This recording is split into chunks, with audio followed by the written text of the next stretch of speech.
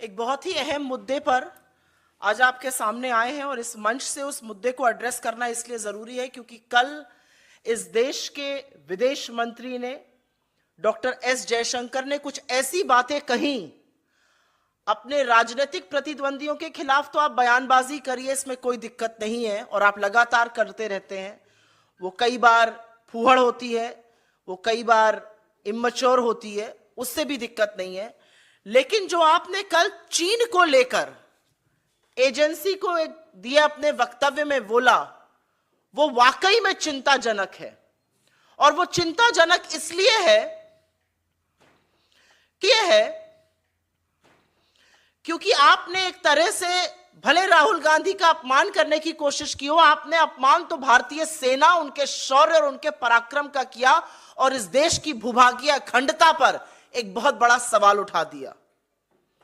उनका कहना था और मैं यहां पर कोट करती हूं, they meaning China is the bigger economy, we are the smaller economy, we can't go and pick a fight with them. 20 जवानों की शहादत हुई है 2020 में गलवान वैली में और हमारे देश के विदेश मंत्री कह रहे हैं क्योंकि हम छोटी अर्थव्यवस्था है तो हम बड़ी अर्थव्यवस्था को अटैक नहीं कर सकते, चीन आपके घर में घुसकर बैठा है। और ये कौन बोल रहा है? एक हमारे यहां लोकोक्ति होती है, उसका बड़ा पॉपुलर सेइंग है वो, सूप तो सूप बोले छलनी जिसमें 72 छेद। क्योंकि इसी इंटरव्यू में उन्होंने और डींग हाँकते हुए बोला कि मैं लॉन्गेस्ट सर्विंग चीन में भारतीय का राजदूत रहा हूं, longest serving Indian ambassador in China. ये डींग भी उन्होंने हाकी। तो ये कह देना कि हम छोटी इकोनॉमी है, हम बड़ी इकोनॉमी को जाके अटैक थोड़ी कर देंगे। आप क्या कर रहे हैं भारतीय सेना के शौर्य पराक्रम, उनके हौसले के साथ?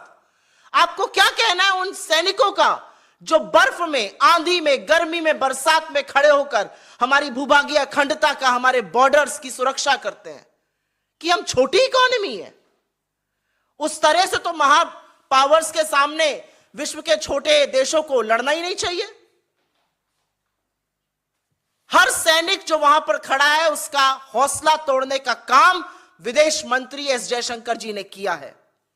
और मैं ये जरूर बोलना चाहती हूं क्योंकि यह सबसे विवादित बयान चीन पर आज तक किसी मंत्री ने दिया है।